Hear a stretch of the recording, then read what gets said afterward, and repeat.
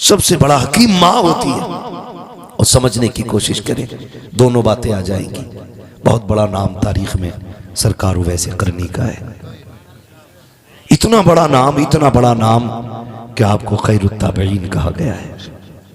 हाँ, ऐसा आशिक खुदा की कसम मिल ही नहीं सकता, नजर ही नहीं आता ऐसा आशिक। एक दिन मेरा नबी मिंबर पे आया, फरमाया सहाबा मेरा एक गुलाम है, नाम उवैस है, कर्न का रहने वाला है, लेकिन रब उससे प्यार करता है, वो रब से प्यार करता है।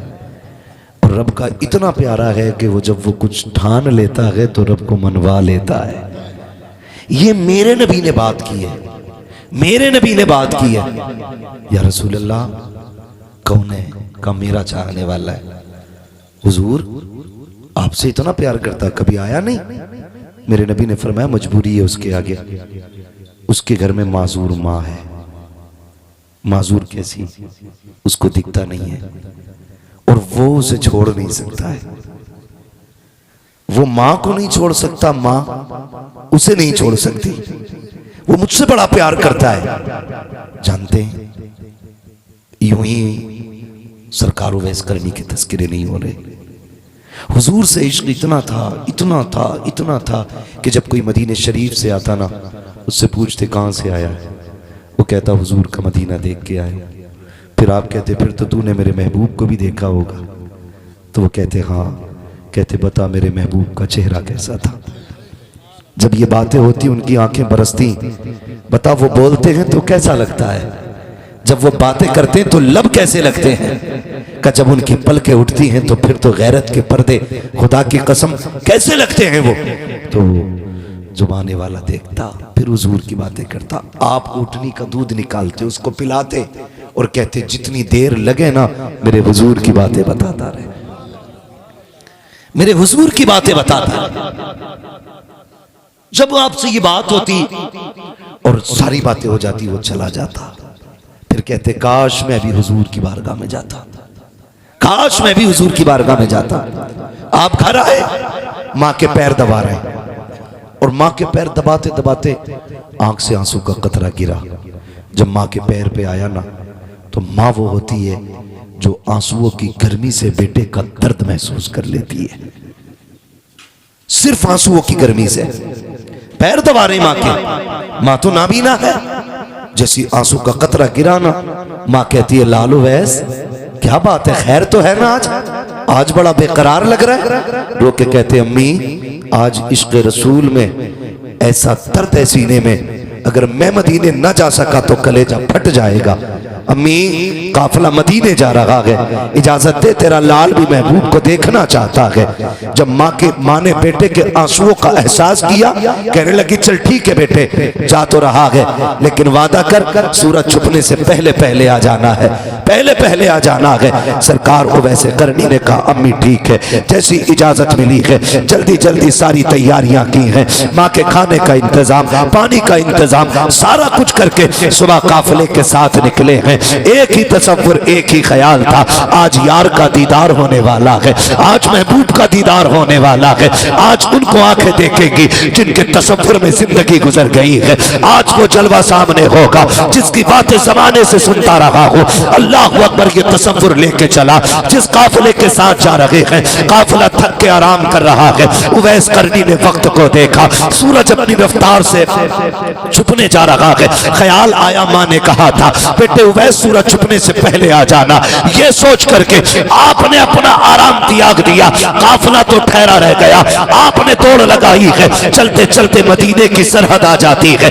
बच्चों को खेलते देखा, कहते शहजादो आओ मेरे सीने से लग जाओ। बच्चों को चूम रहे हैं, सीने से लगा रहे हैं। लोग कह रहे थे अजीब दीवाना है, ये बच्चों से लिपट रहा है। आप कहते थे शहजादो तुम्हारे कदमों की खाक मेरे सर का ताज बन जाए, क्योंकि तुम उस शहर में रहते हो जिसमें मेरा मेरा महबूब रहता है, तुम उस शगर में सांसें रहते हो जिसमें मेरा यार सांसें लेता है। ये कह करके बच्चों को सीने से लगाते, प्यार करते, फिर कहते शहजादों बताओ मेरा महबूब कहाँ मिलेगा। किसी ने बड़ों की तरफ इशारा किया, कहा फला से बात करो। उनसे पूछा नबी कहाँ है, उन्होंने कहा मस्जिद नबी में मिलेंगे या हुजरा आयशा में मिलेंगे। चाहे दौड़ करके आप आए हैं, वक्त की किल्लत थी, आकर के आपने मस्जिद नबी के दरवाजे पर जैसी दरवाजा खोल करके देखा, हुजूर का जलवा नजर नहीं आया। फिर ख्याल आया आयशा सिद्दीका के हुजरे में होंगे। आवाज देकर कहते हैं उम्मुल मोमिनीन मुझे मुस्तफा से मुलाकात करनी है। अंदर से आवाज आती है कौन है, का परदेसी हो, का ठहर जा इंतजार कर ले, तू जिससे मिलने आया है वो अभी अभी बाहर जा चुके हैं। इतना सुनना था वैसे करनी का कलेजा तड़प जाता है। कहते हैं क्या किया जाए, का कब तक आएंगे, का ये तो नहीं कहा जा सकता है लेकिन थोड़ी देर में आ जाएंगे। सरकार को वैसे करनी बेकरार हो करके कभी मेहराब देख रहे हैं, कभी मिंबर देख रहे हैं, कभी मुस्तफा के खड़े होने के मुसल्ले पे निगाहें जाती है। फिर ख्याल आता है उम्मुल मोमिनीन आप साइड से हो जाइए। का किस लिए, का महबूब को तो न देख सका, महबूब के नीचे बिछने वाली चटाई को देख लो। जिस मसरत पे मेरा महबूब तकिए लगा के बैठता है मैं उस मसरत को चूमना चाहता हूँ। उम्मुल मोमिनीन आयशा सिद्दीका फरमाती है जब उवैस अंदर आए थे बाल बिखरे हुए हैं, मिट्टी लगी है पूरे कपड़ों पर, देखने में दीवाना लग रहे हैं। कभी दीवार चूम रहे हैं, कभी मेहराब चूम रहे हैं, कभी मिंबर से लिपटते हैं, कभी खजूर के सुतूनों से लिपट जाते हैं, कभी हुजूर के नीचे बिछने वाली चटाई को चूमते हैं। उम्मुल मोमिनीन कहती है अरे अगर इतना ही इश्क है तो इंतजार क्यों नहीं कर लेते। कहते मजबूरी है माँ, अगर वक्त होता पूरी जिंदगी उसकी राहों में बैठ के गुजार देता, लेकिन क्या करूं मजबूरी है। जब वो आ जाए तो मेरा सलाम कह देना। ये कह के उवैस रोते हुए पलटे हैं। तारीख गवाह है, इधर उवैस ने मदीना छोड़ा है, उधर मेरा नबी मस्जिद नबी में आया है। आके करीम ने कदम रखा है, आते ही लंबी लंबी सांसें ली है। जब लंबी सांसें ली है उमर अर्ज करते हैं या रसूल अल्लाह लंबी सांसों की वजह क्या है। आके करीम फरमाते हैं खुशबू बता रही है, मेरा यार आकर के गया है, मेरा दीवाना आकर के गया है। आका किसकी बात कर रहे हो। कहते उम्मुल मोमिनीन बताओ तो सही कौन आया था। का आका वो जो आया था उसके बाल खुले थे, कपड़ों पे मिट्टी लगी थी, देखने में दीवाना लग रहा था और ऐसा आशिक था कभी मिंबर से लिपट के रो रहा था, कभी चटाइयों से लिपटता था, कभी खजूर के सुतून से लिपटता था। आका मैंने उससे कहा था ठहर जा, अगर इतना ही प्यार है तो इंतजार क्यों नहीं कर लेता। कहते महबूब उसने ये कहा था अगर वक्त होता पूरी जिंदगी उसकी राहों में गुजार जाता।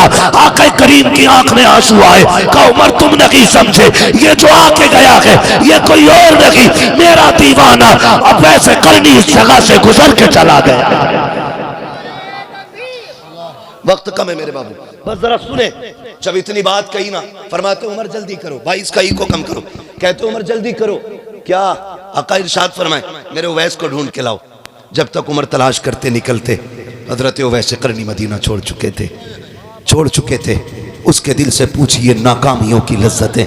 जो मुसाफिर लुट गया हो जाके मंजिल के करीब। और भाई मेरे मुर्शिद ताजुल शरिया मक्का शरीफ गए, मदीना जाने की तमन्ना थी, वहीं से वापस कर दिया। आपने क्या कहा था, आपने कहा था काश गुंबदे खजरा देखने को मिल जाता। ये तो सभी की तमन्ना है, ये 1400 साल के बाद के आशिक की तमन्ना है। फिर नबी के उवैस की तमन्ना क्या रही होगी। उसके दिल से पूछिए नाकामियों की लज्जतें। जो मुसाफिर लुट गया हो जाके मंजिल के करीब। कहते हैं वापस पलटे। उमर कहते हैं या रसूल अल्लाह वो जा चुके, मुझे नहीं मिले। हुजूर की आंख में आंसू आ गए। इधर उवैस करनी अपने वतन आए और जैसी दरवाजे पे दस्तक दी, आवाज़ नहीं लगाई, अंदर से आवाज़ आई उवैस आ गए हो। जी अम्मी, बस इतना कहा, पैर दबाने बैठ गए। माँ थी ना, वो तो खुश थी, आज मेरे लाल को मुराद मिल गई। आज मेरा लाल जिसके इश्क में तड़प तड़ा उसे देख के आया। कहती बेटे अब बताना तेरे महबूब का चेहरा कैसा था। अब तो देख के आया है ना, बता जब वो तुझसे मिले और तू उनसे मिला तब कैसा लग रहा था। चीख निकल गई सरकार वैसे करनी की। माँ के कदमों में सर रख के रोने लग गए। माँ उठ के बैठ गई। शहजादे क्या हुआ। कामी जिस यार से मिलने गया था उस यार को देख नहीं पाया। माँ जब इतना सुना ना बेकरार हो गई। उवैस क्या हुआ बेटे, क्या वो तुझसे मिले नहीं। कामी जब मैं गया वो मेरे जाने से पहले कहीं जा चुके थे। कहा तो फिर ठहर जाते। कहा अम्मी ठहरता कैसे, अगर रुक जाता तूने मुझे सूरज छुपने तक का वक्त दिया था। माँ अगर मैं रुक जाता ना तो फिर जो वक्त तूने दिया था तेरी नाफरमानी हो जाती। माँ मैंने तेरी रज़ा के लिए महबूब का दीदार कुर्बान कर दिया। जैसे इतना कहा माँ ने ना आ मेरे करीब आ मेरे लाल, बुलाया सरकार वैसे करनी को, गोद में रखा लाल का सर और देखो माँ माँ होती है। उसके बाद आंचल उठा के कहा था मेरे मालिक तू जानता है ना मेरा उवैस तेरे महबूब को देखने गया था और इसने मेरी रजा के लिए अपनी मोहब्बत की कुर्बानी दे दी है। मालिक मैं अपने उवैस से राजी हूँ, तू भी मेरे उवैस से राजी हो जा। उवैसे करनी कहते हैं। उसके बाद माँ ने उठाया सीने से लगाया, कहा सुपोच ले लाल, सारा जमाना मदीने वाले की बातें करेगा, मदीने वाला अब मिंबर पे तेरी बातें करता रहेगा। सुभान अल्लाह सुभान अल्लाह। और ये दुनिया ने देखा। फिर मेरे नबी ने मिंबर पे खड़े होकर कहा था सहाबा तुम में से कोई उससे मुलाकात करे ना तो मेरा कुर्ता देना और उससे कहना मेरी उम्मत के लिए दुआ कर दे, मेरी उम्मत के लिए दुआ कर दे। जमील कादरी ने कहा था रब्बे हबली उम्मती कहते हुए पैदा हुए, रब ने फरमाया कि बख्शा सलातु वस्सलाम। जिंदगी की जाहिरी आखिरी सांस तक मेरे नबी को उम्मत का गम सताता रहा। फिर भी ना कोई मिले ना उससे कहना मेरी उम्मत के लिए दुआ कर दे। हुजूर कौन सी, कहना कि बस इतना कह दे अल्लाह मेरी उम्मत को बख्श दे, मेरी उम्मत को बख्श दे। फिर वो वक्त आया हुजूर के विसाल के बाद हजरत उमर फारूक आज़म और हजरत अली रज़ी अल्लाह तआला अन्हु की मुलाकात हुई। ये हुजूर का कुर्ता लेकर के गए और आप जंगल में थे। कहा देखो भाई हुजूर ने बड़ी बातें की हैं, देखें ये भी कुछ पहचानते हैं कि नहीं। तो आप अपने ज़िक्र में मशगूल थे। हजरत उमर ने सलाम किया, आपने पीछे देखा भी नहीं मुड़ के और नाम लेकर के अमीरुल मोमिनीन का जवाब दे दिया। जब नाम लेकर के दिया कहा लगता है मैं अमीरुल मोमिनीन हूँ इसलिए मुझे जानते हो, अली तुम कहो। फिर जब अली ने सलाम किया ना तो आपने हजरत अली का नाम लेकर के जवाब दिया। कहने लगे तुम ही उवैस हो, कहा हाँ। आप फरमाने लगे बताइए कैसे आए हो। कहने लगे आप ये बताइए आपकी हमारी मुलाकात कभी नहीं हुई है, आपको हमारे बारे में किसने बताया। तब हजरत उवैस करनी ने कहा था जिसने तुमको मेरे बारे में बताया है उसी ने मुझको तुम्हारे बारे में बताया है। कहा तुम तो मिले भी नहीं हुजूर से, तुम तो मिले भी नहीं हुजूर से, फिर तुम्हें कैसे पता। कहते तुम तो हुजूर के कुर्ब में रहे हो ना, बताओ ना हुजूर की ये जो अबरू थी ये मिली हुई थी कि अलग अलग थी। ये हजरत उवैस पूछ रहे हैं, उवैसे करनी कह रहे हैं हजरत उमर से हजरत अली से। कहा चलो तुम तो कुर्बत में रहे हो, मैंने तो नहीं गुजारा उनके पास वक्त, तुम बताओ मेरे महबूब की ये अबरू कैसी थी, अबरू कैसी थी। जब इतनी बात सुनी ना दोनों खामोश, इसलिए कि ये ऐसे हया और अदब वाले लोग थे, कभी नजर भर के हुजूर का चेहरा देखा ही नहीं था, कभी नजर भर के देखा ही नहीं था। एक दूसरे का मुंह देखने लगे। कहा हमने कभी नजर भर के देखा ही नहीं। फरमाने लगे ये पास रहने का कमाल है, आओ तुम्हें बताऊं। का जब दूर से देखो तो ये मिली हुई लगती थी और जब करीब से देखो तो दोनों अबरू जुदा नजर आया करती थी। कहा तुम्हें कैसे पता। का फर्क इतना है तुम जाहिर में हुजूर के सामने रहते थे, मैं बातिन में हुजूर के साथ रहता था। उसके बाद जब हजरत उमर ने अगली बात कही, ये ले क्या है। कहा ये हुजूर ने आपके लिए भेजा है। बस खुदा की कसम फिर मंजर ये अलग था। उसको सर पे रखा, कहने लगे मेरे लिए, जी आपके लिए। आंखों में आंसू आ गए। और कुछ भी कहा मेरे नबी ने। कहा मेरे उवैस से कह देना वो मेरी उम्मत के लिए दुआ कर दे। कहते फिर कहो क्या कहा। मेरे उवैस से कह देना मेरी उम्मत के लिए दुआ कर दे। हाँ मेरे उवैस से कह देना मेरी उम्मत के लिए दुआ कर दे। उवैसे करनी की चीख निकल गई। मैं और मेरी औकात इतनी कि वो अपना कह के आवाज दे रहे हैं। कहा चाहिए क्या। कहा हुजूर ने उम्मत की दुआ की दरखास्त की कि कह दें मेरी तरफ से मेरी उम्मत के लिए दुआ कर दे। खुदा की कसम तारीख गवाह है, वैसे करनी ने जुब्बा जो है रखा जमीन पे, सजदे में आ गए, कहते हैं अल्लाह मेरे महबूब की उम्मत को बख्श दे, उम्मत को बख्श दे। आवाज आती है उवैस प्यारे, महबूब का दिया हुआ तोहफा तो पहन ले, हम वादा करते हैं बनु कलाब की बकरियों के बालों के बराबर तेरे महबूब की उम्मत बख्शेंगे। कहते नहीं मालिक, मैं अब भी राजी नहीं हूं, मैं जुब्बा तब पहनूंगा जब तू और उम्मत बख्शेगा।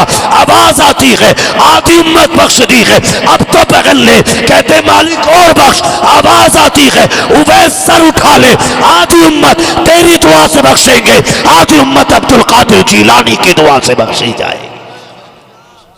अल्लाह हू अकबर। अर्ज करते मालिक ये अब्दुल कादिर कौन है? आवाज आती मेरी महबूब की उम्मत में शहजादा पैदा होगा। जिस तरह नबियों में मैंने महबूब को कमाल बख्शा है, उसी तरह मैंने वलियों में अब्दुल कादिर जिलानी को कमाल बख्शा है। आधी उम्मत तेरी दुआ से, आधी अब्दुल कादिर की दुआ से बख्शी जाएगी। मुकद्दर के धनी हैं हम लोग, किस्मत वाले हैं कि हमें सरकार बगदाद का दामन मिला है। आज भी ना बरेली शरीफ से यही आवाज़ आती है, कादरी कर, कादरी रख, कादरियों में उठा, कदर अब्दुल कादिर कुदरत नुमा के वास्ते। पूरी ज़िंदगी सरकार बगदाद की आप पढ़ लें, वो मेरे नबी के जमाल का मजहर भी हैं, कमाल का मजहर भी हैं।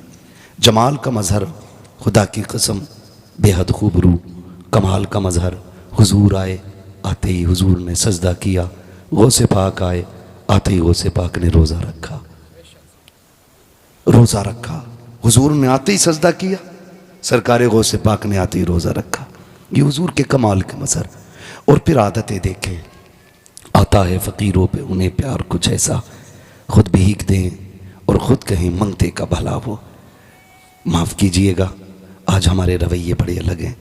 हम ना ज़कात भी रमज़ान की देते ना, ज़कात तो वो भी कैमरे के सामने ला के देते हैं, जबकि वो हमारा नहीं है।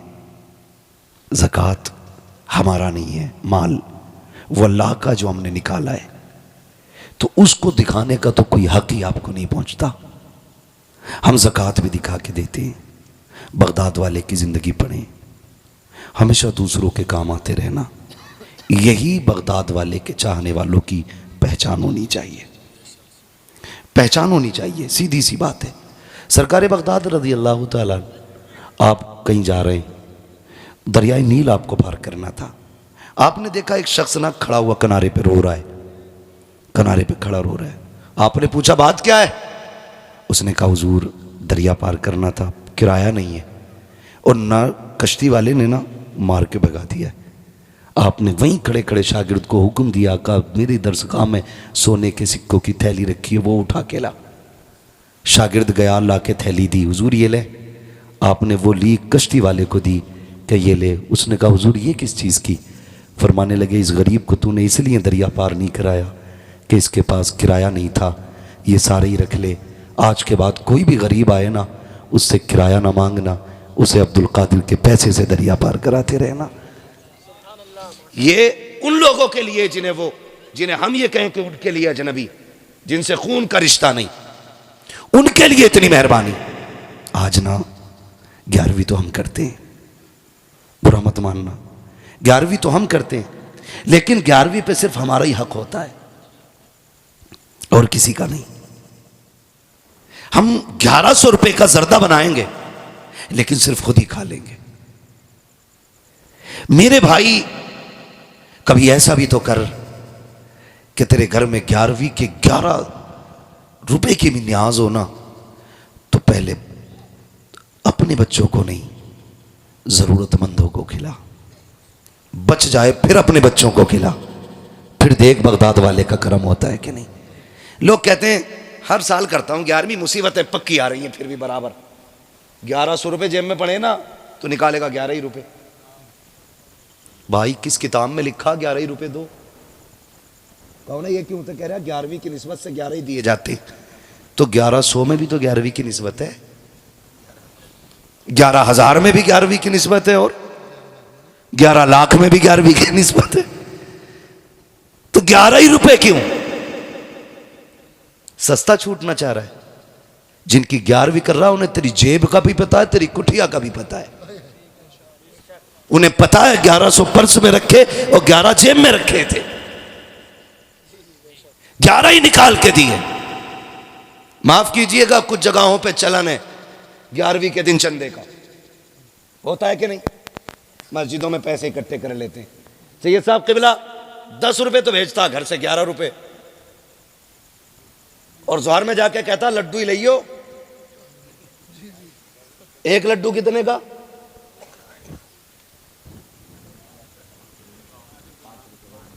कम से कम 5 रुपए का एक लड्डू।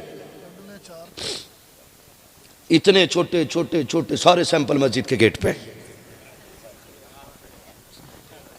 रुपए दिए 10 11 और लेने बच्चे आगे 5, छठा अब्बा। और फिर कह रहे अच्छा 11वीं के पैसे मान लिए, लड्डू पूरे नहीं पड़े। खुद बता 10 दे के 5 लेके जा रहा है। अब इसमें करामत क्या करेगी? ये तो खुलेआम लूट है। या तो ये कह जितना पैसा है वो शे मंगाओ जो सबको मिल जाए। जरूरी नहीं खाना भी लड्डू ही है, देगा भी 11 ही रुपए और बच्चे सारे लाएगा। लड़ाई, कई इमामों की छुट्टी हो गई। गलत नहीं कह रहा हूं, ऐसे भी हुआ है। ये गमियां खत्म करें। ऐसा भी हुआ है, कोई आया कि 5 रुपए कल्लन ने दिए, तो वो 5 रुपए का ऐलान हो गया। बाद में आया नहीं जी कल्लन नहीं, मैंने मल्लन बोला था। तो फिर वो मल्लन के 5 चढ़ गए, तो 5 रुपए एक ही आया ऐलान। कितनी बार हो गया ऐलान? बोले जरा, आप बोल सकते हैं ना, मुंह में गुटखा तो नहीं है किसी के। बगदाद वाले की महफिल है, मुंह साफ करके बैठा करो, वरना ऐसा थप्पड़ मारेंगे कयामत तक नस्लों में दांत नहीं जमेंगे। क्योंकि अलहामा कह रहे हैं गौस वो तीखा तेरा, मर के भी चैन से सोता नहीं मारा तेरा। महफिलों का अदब किया करो। बगदाद वाले की महफिल है, हल्के में मत लेना। तकरीर के बीच में चील बोल जाए, पट्ट से नीचे खत्म। और फिर जब जलाल से बाहर निकले, इसे क्या हो गया कि आप ही ने तो कहा था कि ये चुप क्यों नहीं होती है? कहा मर गई? कहा फरमाया कुम बेइज़्निल्लाह। तो मसला यही है। तो ये ना किया करें, ये बिल्कुल ना किया करें। 2 बार ऐलान हो जा तो कुछ इतने बड़े फित्ती ने कापी लेके बैठे रहते हैं घर। हाँ, सब लिख रहा कितने ऐलान हुए। और फिर आके कह रहे कितने आए थे इमाम साहब पैसे? इमाम साहब ने कहा 713 रुपए। कह रहा एक बार और जोड़ लो। कह रहा नहीं भाई 713 ही है, पूरे डब्बे में रखे हैं, मैंने 1 रुपया जेब में भी नहीं डाला, सारे ही प्लास्टिक के डब्बे में। कह रहा नहीं नहीं मुझे पता है, क्यों? तू बगदाद वाले की चौखट से उठ के आया है, तुझे पता है। कह रहा ये देखो कापी। फिर निकाला इसने नामा अमाल और अपना जुर्म डाल दिया इमाम की खोपड़ी है। 10-5 इधर उधर हो गए। अगर ये नाम भूल गया तो कह रहा बरकत है इमाम साहब के ऐलान में, नाम कम थे पैसे ज्यादा निकले, तो फिर करामत हो गई इमाम की। और अगर इमाम ने कोई नाम दोबारा बोल दिया और रुपया कम निकला तो फिर आफत आ गई इमाम की। तो ऐसे लोगों से भी बचें। ये रवैये गलत है। अल्लाह ने तौफीक दी हस्ब हैसियत 11वीं कर, और फिर देख अल्लाह कितनी बरकत अता फरमाता है। नाम के लिए नहीं, काम के लिए 11वीं करें, काम के लिए 11वीं करें, नाम के लिए नहीं, दिखावे के लिए नहीं। कहीं भी चले जाओ, आके ना जो 11वीं कराता है ऐसा बैठता है, कुछ भी नहीं होता और लगा है सैयद साहब आए। हाँ, ऐसे हजरत आगा सदरी पहन के पगड़ी बांध के, उतने हम पे भी कपड़े नहीं होते जितने उस ठलुए पे होते हैं। ऐसा कौन है? यही है मालिक। वो चाहते मेरे खुतबे पढ़े जाएं। नहीं, ऐसा नहीं। बगदाद वाले के नाम का लंगर है, आका बन के नहीं, नौकर बन के खिला, नौकर बन के खिला, तमाशा ना बना। जब भी कोई पूछे क्या गए, अपना कुछ नहीं, सारा ही बगदाद से आ रहा है, सारा ही बगदाद से आ रहा है। खाते हैं तेरे दर का, पीते हैं तेरे दर का, पानी है तेरा पानी, दाना है तेरा, दाना है तेरा दाना। लेकिन मैं जो अर्ज कर रहा था आपसे, मैं कह रहा था थोड़ा सा दिलों में कुशादगी लाइए, कुशादगी। दिल बड़े तंग हो गए। 11वीं भी करेगा ना तो अपनी बाल को बांट दे बैठा के लाइन से, ताकि बांटने का भी मजा आ जाए और घर के घर में भी रह जाए। हाँ, बाहर भी ना जाए और शोर भी हो जाए, लाओ भी मुझे दे दो, मुझे दे दो, पूरे मजे घर में ले रहा है। ये नहीं, दिलों में जगह पैदा करो। 11वीं के अलावा भी अगर आपके दस्तरखान पे किसी के लिए जगह है तो समझ लेना रहमत के दरवाजे खुले हुए हैं, रहमत के दरवाजे फिर भी खुले हुए हैं। अभी कुछ दिन पहले की कहानी है, हम ना कंजूस तबीयत हो गए। डॉक्टर को 1 लाख दें, 5 लाख दे देंगे, अपने सगे रिश्तेदारों को 5 पैसे देने तैयार नहीं। डॉक्टर को 5 लाख भी दे देंगे। एक बंदे को अभी ब्लड कैंसर हुआ, नापास कर दिया गया। उसके पास बहुत सारी प्रॉपर्टी थी, उसने सोचा लगाओ आग अभी से। वैसे 2.5 महीने का वक्त है हमारे पास जीने के लिए, बहुत गौर से सुनिएगा। कितने दिन का? 2.5 महीने का। जब आया ना, उसने सारी संपत्ति बेच दी, 2.5 महीने तो जीना ही है। आया, अपने वतन आया। जब रिश्तेदारों में, खानदान में आया ना, तो अपने बच्चों को पता चला कि बाप ने बिजनेस खत्म कर दिया, सब कुछ बेच डाला है। अपने बच्चे ना बातें करने लग गए, क्या करने आया है? उसको ना पहली रात में इतना बोझ महसूस हुआ, अपनों ने उसके खिलाफ ऐसी बातें की, उसे लगा कि वो अपनों पे नहीं, जमीन पे आप एक बोझ बन के रह गया है।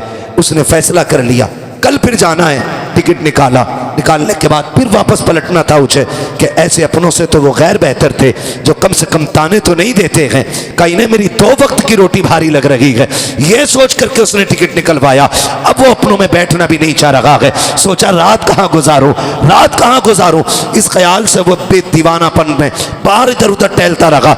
मौसम चूंकि बारिश का था, जब बारिश का मौसम देखा, बारिश के मौसम में एक मकान की छत के बगल में चुप के बैठ गया।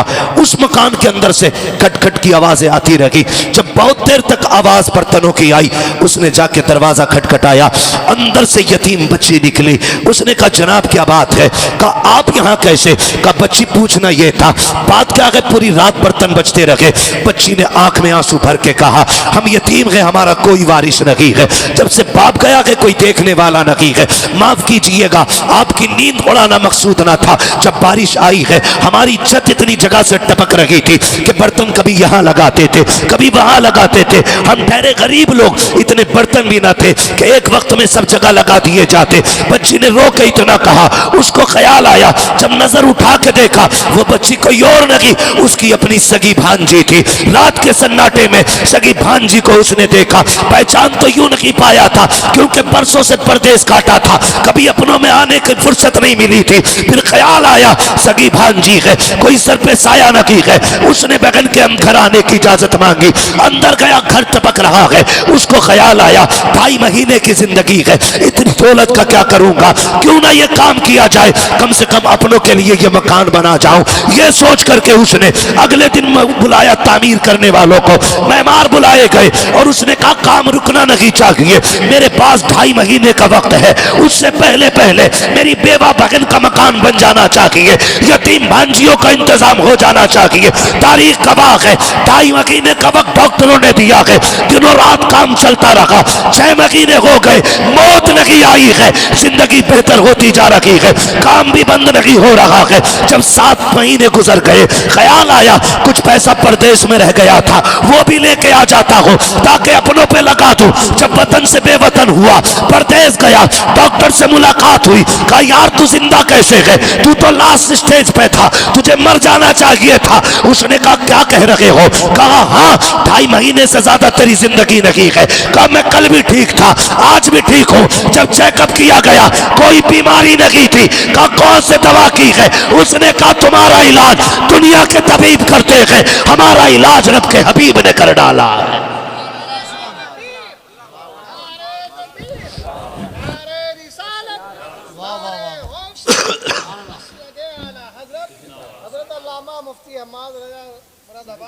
उसने कहा कि मैं गया, मेरे महबूब ने फरमाया कि अपनों का ख्याल रखो, पड़ोसी का ख्याल रखो, यतीमों का ख्याल रखो। कहा मैंने उनका घर बनाया, रब ने मेरी जिंदगी बना डाली है, रब ने मेरी जिंदगी बना डाली है, दिल में जगह रखी है, दिल में जगह रखी है। जो मर्ज दवाओं से नहीं कटते वो दुआओं से कट जाया करते हैं, वो दुआओं से कट जाया करती हैं। सबसे ज्यादा हक आपके ऊपर आपके सगों का है। आप अपने सगों से फारिग हों तो फिर आप खानदान में आए, खानदान से फारिग हों फिर आप पड़ोस में आए, पड़ोस से फारिग हों फिर बस्ती में आए, बस्ती से फारिग हों फिर शहर जाएं, शहर से फारिग हों फिर आप पूरे डिस्ट्रिक्ट लेवल पे आप काम करें, उससे भी फारिग हो जाए, सूबा लेवल पे, फिर मुल्क लेवल पे, फिर वर्ल्ड लेवल पे है, मगर नतीजा कुछ और है। अपनों को लात मारनी है और तमाशा बना के गरीब ढूंढ ढूंढ के ला के बांटा जाता है। ऐसा ना कीजिएगा। 11वीं आपके घर बने ना तो आपके अपने बच्चे खाएं ना खाएं, सबसे पहले अपने करीबियों के बच्चों को खिलाइए। करेंगे इंशाल्लाह, ऐसा करेंगे इंशाल्लाह। और ये बात बहुत बाद में हमारी समझ में आई, सैयदों के घर से कोई खाली क्यों नहीं जाता है।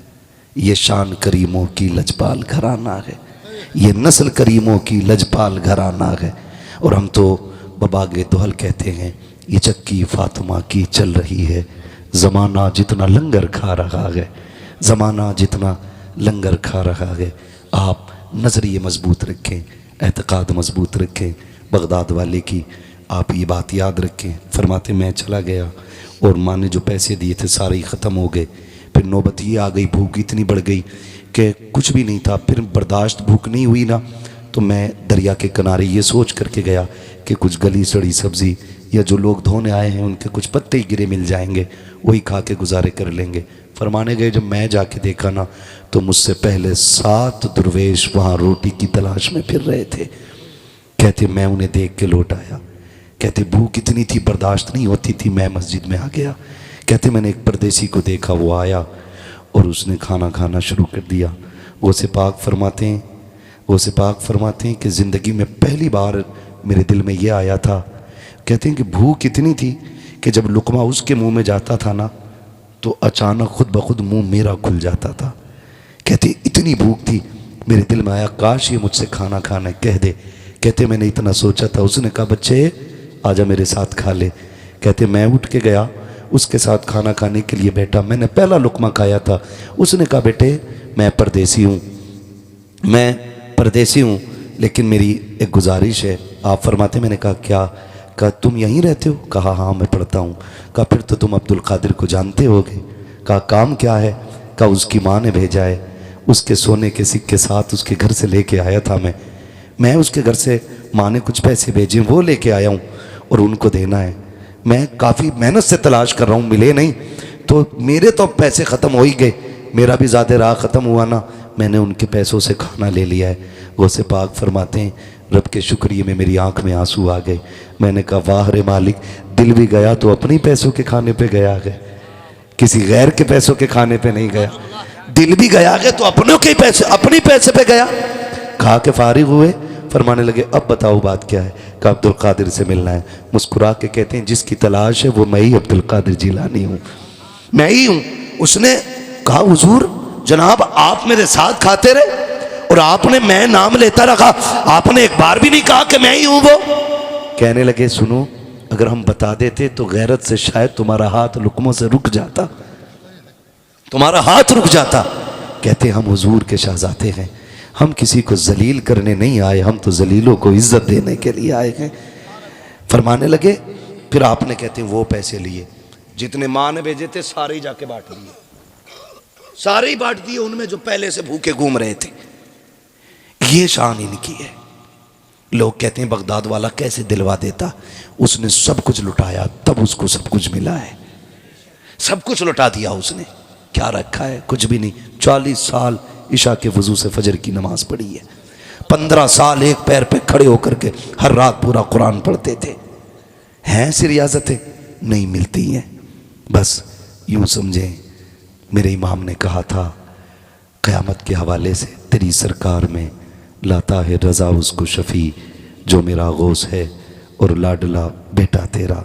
हाँ, और मैं लगे हाथों ये बात कह जाऊं, आपके हक में और मेरे हक में, सभी के हक में बेहतर यही होगा कि हम अपने उलमा का एहतराम करें और इनकी कही हुई बातों पे अमल की कोशिश करें। इसलिए कि मिल्लत का मसला हो या नामूस रिसालत का मसला हो या हुकूक और हक, जो भी मसला होता है, चाहे वो जिन्नात से टकराना हो, हालात से टकराना हो या हुकूमत से टकराना हो, खुदा की कसम सबसे पहले जो सर पे कफन बांध के जमात आगे आती है ना, वो उलमा की जमात होती है। हमारी जिम्मेदारी बनती है कि हम अपने उलमा के एक एक कौल, एक एक हुक्म को अपनी निगाहों के सामने रखें। अगर ये हमसे कहें खड़े हो जाओ, तो फिर हम फिक्र न करें और सोचें नहीं इसने कहा क्यों है, समझें कि अगर कहा है तो कोई फायदा ही होगा। मैं आपको याद दिला दूं कि इस बीच में जितने भी नामूस रिसालत पर होने वाले हमले हैं या जो भी बकवास हुजूर की इज्जत और नामूस के खिलाफ की गई है, उनमें सबसे आगे सिर्फ और सिर्फ उलमा की जमात नजर आई है। उलमा की जमात नजर आई है। आपसे इतनी गुजारिश है, इलेक्शन लड़ो, पूरी जिंदगी हो गई प्रधानी और ठेकेदारी चलाते चलाते, इस बार इतना कर लेना जैगम भाई, कोई भी वोट मांगने आए ना, उससे कह देना विकास न कर हमारा। जितनी सबको लाइट मिलेगी उतनी हमें मिल जाएगी, जितने टूटे रोड पे दुनिया चलेगी उतने पे हम चलेंगे। रह गई हाईवे की बात, तो न तुम फ्री गुजरते हो ना हम फ्री गुजरते, पैसा तुम देते हो पैसा हम देते।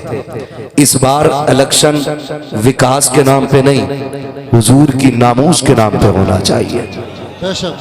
हमारा वोट उस शख्स को जाएगा जो हमारे नबी की नामूस की हिफाजत की बात करेगा।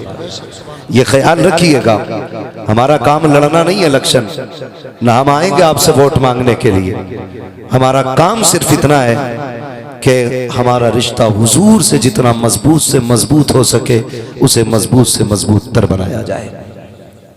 समझेंगे ना इंशाअल्लाह। बाकी कोई भी बंदा आके कहे कि भाई मैं क्या क्या मिलता, बेरोजगार भत्ता है, कॉलोनी लिए तो नहीं बैठे हो, चुप बैठे हो,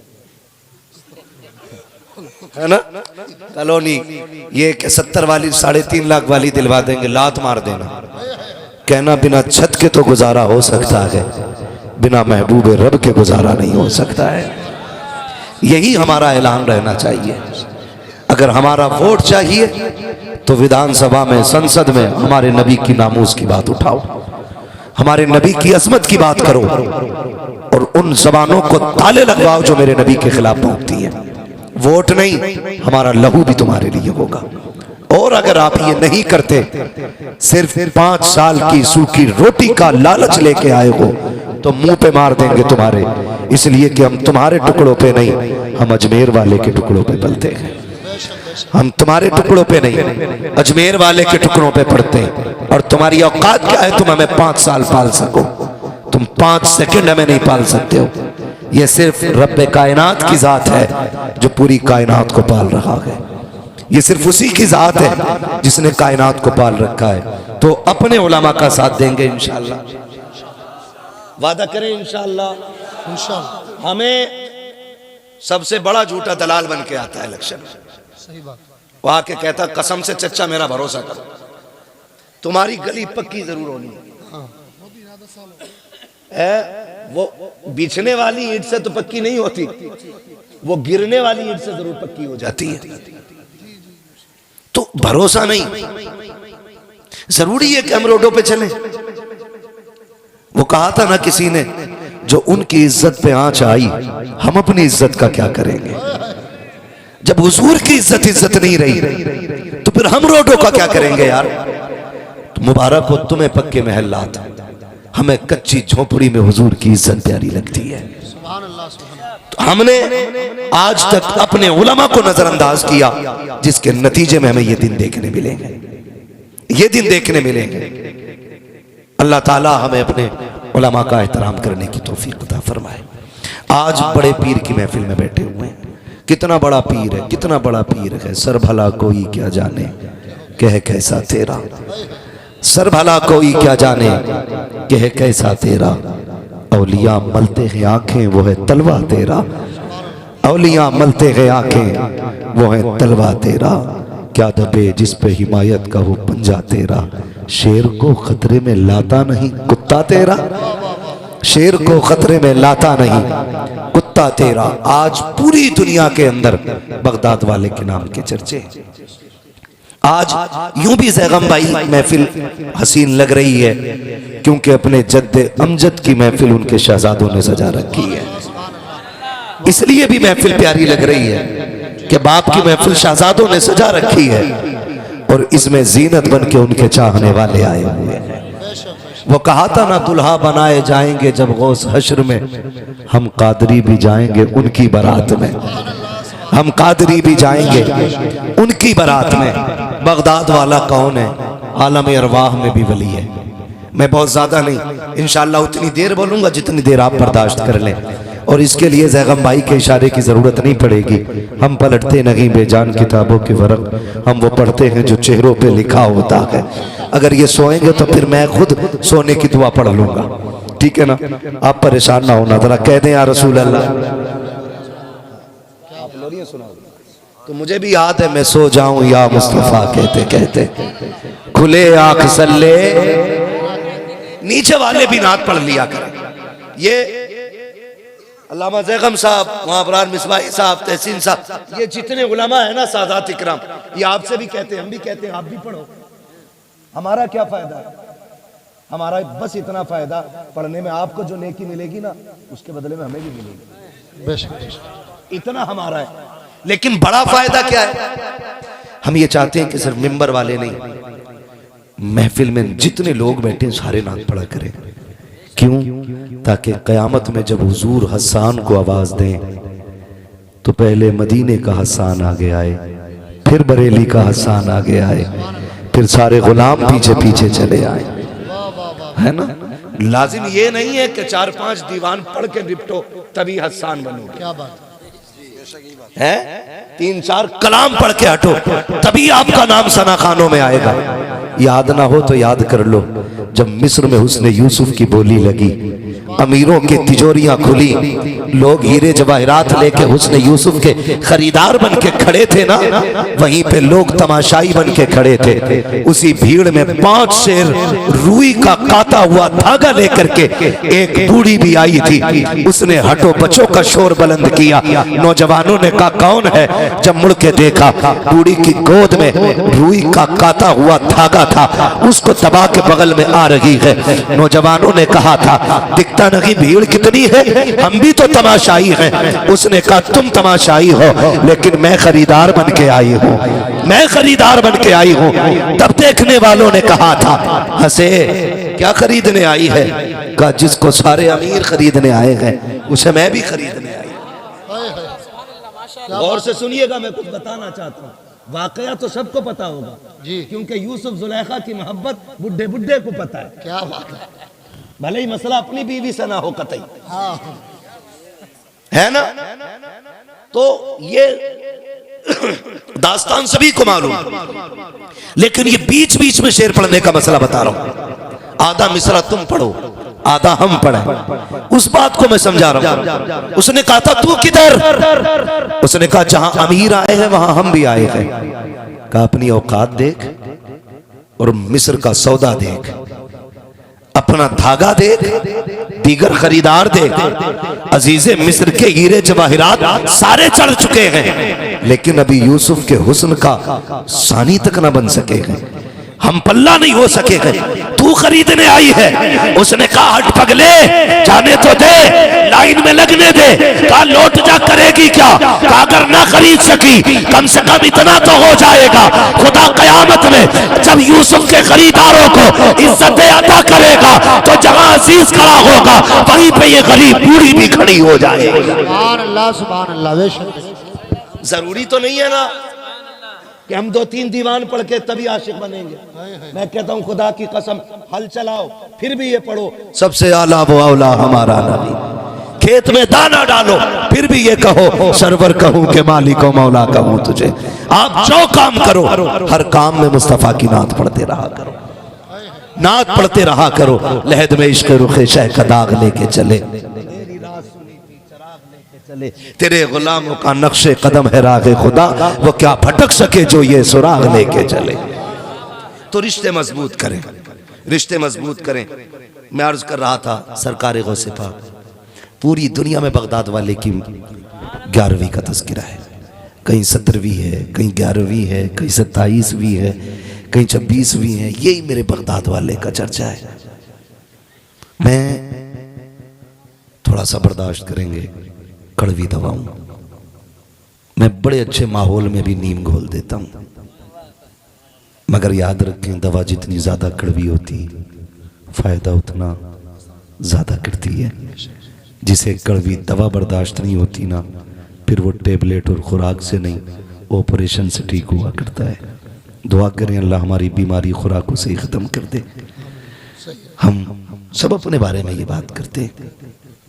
सरकार बगदाद जो आलम अरवाह में भी वली, माँ के शिकम में भी वली, और पैदा हुए फिर भी वली, और ऐसा वली, ऐसा वली, ऐसा वली जिसने माँ की गोद में बैठ के कहा था, माँ कायनात पे माँ का एहसान होता है, तुझ पे मेरा एहसान है।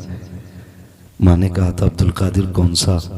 फरमाने लगे अम्मी एक एहसान तो तब किया था मैंने जब आप घर में अकेली थी और एक फ़कीर आया था, उसने भीख मांगी थी, आपने पर्दे की आड़ से ना उसको जब भीख देना चाहिए, आपके हाथ के सोने के कंगन देख के उसकी नीयत बिगड़ी और वो हाथ के कंगन छीनना चाहता था।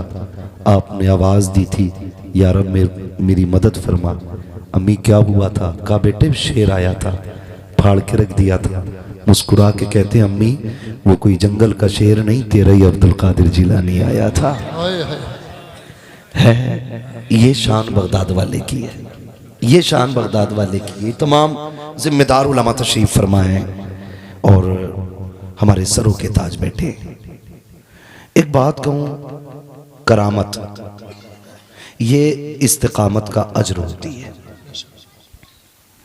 जो हम शरीयत पर मजबूती से पाबंदी से अमल करते हैं ना, उसके इनाम में जो रब की तरफ से तोहफा मिलता है उसे करामत कहते हैं। हमने पूरी जिंदगी बगदाद वाले की करामतें सुनी और अल्लाह करे सुनते रहें, लेकिन साथ में इस्तिकामत पे भी गौर करना चाहिए था, उनकी जिंदगी को भी देखना चाहिए था। उन्होंने जो जिंदगी में मुजाहिदे किए और जिन मराहिल से वो गुजरे वो भी याद होना चाहिए। ये तो दुनिया जानती है कि बगदाद वाले को मुर्गा पसंद था, लेकिन ये भी तो याद होना चाहिए। फरमाते हैं जब मैं पढ़ने के लिए गया ना, मैंने एक एक महीने की भूख काटी है। आप इससे इल्म और उलमा का अंदाजा लगाइए। बगदाद वाला कहता मैंने एक एक महीने की भूख काटी, और कहते हैं ये हालत होती थी कि लोग मुझे मुर्दा समझ लेते थे, गुस्ल भी देते, कफन भी पहनाते। का जब जनाजे में लेटा के नमाज की तैयारी होती मैं बिस्मिल्लाह पढ़ के उठ के बैठ जाता था। इन मराहिल से भी बगदाद वाला गुजरा है। हमें सिर्फ मुर्गे याद है, हमें ये याद है कि उनको मुर्गों को जिंदा करना आता है। ये भी तो याद करें। फरमाते हैं कि हम घर से चले थे, माने 40 सिक्के दिए थे, 40 सिक्के। मैं जैगम भाई आज भी यहाँ के अटक जाता हूँ कि जब चले तो माँ ने कहा था अब्दुल कादिर झूठ ना बोलना। जो आलम अरवाह में भी वली है, माँ के शिकम में भी वली है, और पैदा होने के बाद भी वली ही है, उससे मां कह रही है झूठ ना बोलना। इसमें क्या राज था? समझ में बात नहीं आती, आंखें अटक जाते। फिर खुद थोड़ी बहुत बगदाद की तरफ से रहनुमाई होती है, आवाज आती है पागल सिर्फ अब्दुल कादिर को ना देख, अब्दुल कादिर की मां को भी तो देख। यहां मसला अब्दुल कादिर का नहीं, यहां मसला मां का है। मां का है। अम्मी ने क्या कहा था, अब्दुल कादिर, दो भाइयों, बाप ने 80 सिक्के छोड़े, 40 तुम ले जाओ, 40 भाई के लिए छोड़ दो, लेकिन इसको संभाल के लेके जाना, मैं तुम्हारे साथ नहीं आऊंगी। याद रखिएगा, माँ माँ होती है, चाहे अब्दुल कादिर जिलानी की माँ क्यों ना हो। कहती है मैं साथ नहीं आऊंगी, मुझे घर की जिम्मेदारियां भी संभालनी है, भाई भी तुम्हारा छोटा है, उसको भी देखना है, ये आप हिफाजत से लेके जाइएगा। माँ ने सदरी में रख के सिली, फिर कहा था बेटे झूठ नहीं बोलना, झूठ नहीं बोलना। आपने हाथ में हाथ दिया, अम्मी झूठ नहीं बोलेंगे। आए निकले, डाकुओं ने लूटा, सबको पता है। बारी सरकारे बगदाद की आई, तुम पे क्या है, तुम पे क्या है। फरमाने लगे मुझ पे भी 40 सिक्के। किधर है, सदरी में। कहा मिल तो नहीं रहे। कहा अम्मी ने सिल दिए। कहा दिखाओ ना। सिलाई तोड़ी, खन खन सिक्के गिरे। हैरत होती है, सिक्के गिरे ना। सरदार ने कहा था अजीब बच्चा है, झूठ बोल देता, ना कह देता हमें तो मिल ही नहीं रहे थे, झूठ बोल देता, सिक्के बच जाते। बगदाद वाले ने कहा मैं झूठ बोल के सिक्के तो बचा लेता, लेकिन माँ से किया हुआ वादा टूट जाता, माँ से किया हुआ वादा टूट जाता। बगदाद वाला कहता है माँ की जबान पर 40 तो क्या, ऐसे 1000 सिक्के कुर्बान किए जा सकते हैं। आपसे इतना कहना चाहता हूँ, जिस बगदाद वाले की दुनिया 11वीं खा रही है, जिसका सदका खा रही है, जिसके नाम पे हम लोग पल रहे हैं, उसने माँ का एहतराम किस कमाल का किया है। आप जरा सोचे तो सही, आज कागज के सिक्के होते, कागज के पैसे होते हैं, कल सोने के पैसे होते थे। हम सोने के नहीं, कागज के पैसों के लिए माँ बाप छोड़ देते हैं। बगदाद वाले ने सोने के सिक्के छोड़े हैं, माँ से किया हुआ वादा नहीं तोड़ा है। ओ दुनिया वालों, ख्याल रखना, याद रखिएगा, जो तरक्कियां, जो बरकतें, जो अजमतें सजदे और रुकू और सुजूद और क़याम से नहीं मिलती है, जो दिनों रात के मुजाहिदों से नहीं मिलती है, रब ने माँ को वो कमाल बख्शा है कि जो तरक्कियां 12 बरस की इबादत से नहीं, वो माँ की दुआओं से खुदा अता फरमा दिया कर। बेशक नारे तकबीर, नारे रिसालत, उलमाए अहले सुन्नत, अज़मते वालिदैन, अज़मते गौसे पाक, सुभान अल्लाह। हम कितने अच्छे लोग हैं। बगदाद वाला कहता मेरी माँ का वादा टूट जाता। हम खाने पे बैठे, जैगम भाई, ये सब का हम सब का हाल है। खाने पे बैठे, अचानक फोन की घंटी बजी, सरकारी प्लेट। अम्मा कहते रुक बेटे, खाना खा जा। माँ, पुराने लोग ना एक बात कहते हैं कि कभी आगे खाना छोड़ के नहीं उठना चाहिए। ये बड़े बूढ़ों की बातें और काफी हद तक सच होती हैं इनकी बातें, इसलिए कि इन्होंने पढ़ करके नहीं, इन्होंने देख कर और सीख करके कहा है। बेटा उठा, माँ ने हाथ पकड़ लिया, बेटे खा के जा, खा के जा। हम कहते नहीं बस अभी आ रहा हूं। माँ बैठी रह गई, हम आ गए। क्या कर रहा था यार, खाना खा रहा था, हाथ भी नहीं धोए। हाथ तो धो लेता। कम्मी पीछा करती रह गई। कहा क्या कह के आया। अम्मा को बेवकूफ बना दिया। 2 मिनट लगे। नादान, माँ को बेवकूफ न कहे। खुदा की कसम खा के कहता हूँ, आज भी जिस बीमारी को मशीनें, चेकअप और बड़ी बड़ी लैबों में ले जा करके परखा और जांचा जाता है ना, माँ नजर डाल के बेटे की उस बीमारी को पकड़ लेती है। बगदाद वाले ने बांटना सिखाया है, हम भी इंशाअल्लाह बांटा करेंगे। बगदाद वाले ने ज़रूरतमंदों की ज़रूरत पूरी करना सिखाई है, हम भी इंशाअल्लाह ज़रूरतें पूरी करेंगे इंशाअल्लाह। कोशिश ये करेंगे दूसरों के काम आ जाएं। हम अक्सर कहते हैं उजाले अपनी यादों के हमारे साथ रहने दो, न जाने किस गली में ज़िंदगी की शाम हो जाए। ये महफिल नूर जिंदाबाद, महफिल नूर पाइंदाबाद। बस जो हुए गलात उनको माफ़ फरमाए रब्बे कायनात। ज़िंदगी ने दिया साथ, फिर होगी मुलाकात। चमन रहा फूल खिलेंगे, ज़िंदगी रही फिर मिलेंगे। मुसाफिर हैं हम भी, मुसाफिर हो तुम भी, किसी मोड़ पर फिर मुलाकात होगी। फ़कीरान आए सदा कर चले, सदा खुश रहो ये दुआ कर चले। सारे लोग कलमा शरीफ पढ़ लीजिए, ला इलाहा इल्लल्लाह मुहम्मदुर रसूलुल्लाह अस्तगफिरुल्लाह रब्बी मिन कुल्लि ज़ंबिन व अतूबु इलैहि व मा अलैना इल्लल बलाग। अस्सलामु अलैकुम व रहमतुल्लाहि व बरकातुहू। रहे मत पे लाखों सलाम मुस्तफा जाने रहे मत पे लाखों सलाम शम्गे बज़ में हिदायत पे लाखों सलाम शम्गे बज़ में हिदायत पे लाखों सलाम शहीदे यारीरम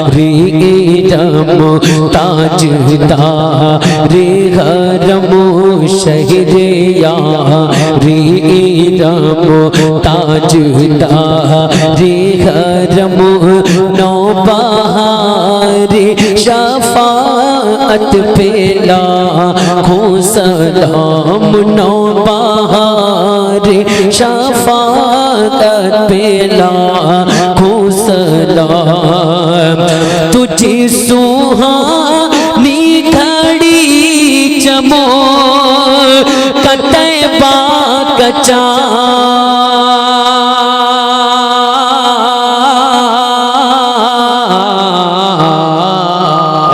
जी सुहानी घड़ी चमकाते बाका जान उस दिल फरोज सात पे लाखों सलाम उस दिल फरोज सात पे लाखों सलाम मुस्तफा जाने रही मत पे लाखों सलाम काश में शर में जब उनकी आमद हो और काश में शर में जब उनकी आमद हो और भेजे सब उनकी शौकत पे लाखों सलाम भेजे सब उनकी शौकत पे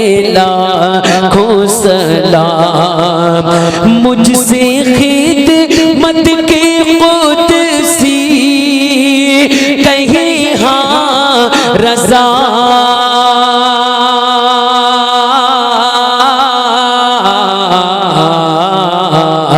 मुझसे खिदमत के कुदसी कहे हाँ रज़ा मुस्तफा जाने रही मत पे लाखों सलाम शम्गे बज़ में हिदायत पे लाखों सलाम अस्सलातु वस्सलाम मालिक या रसूल अल्लाह अस्सलातु वस्सलामु अलैका या नबी अल्लाह अस्सलातु वस्सलामु अलैका या हबीब अल्लाह व अला आलिका व अस्हाबिका सय्यदी या रसूल अल्लाह।